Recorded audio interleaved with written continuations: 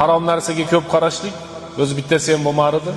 Qarashlik, ortidan yana qarashlik, so'ngra qarab ketaverishlik insonning qalbini buzib tashlaydi. Harom narsani ko'p eshitishlik insonning qalbini buzib tashlaydi. Halol bo'lsa ham bekarchi gapni ko'p gapirishlik insonning qalbini buzadi. Shu aytib ketgan narsamiz har xil bo'laveradi, faqat qalbni buzadi shu narsalar. O'zi halol bo'lsa ham bir narsani ko'p yeyishlik insonning qalbini buzadi.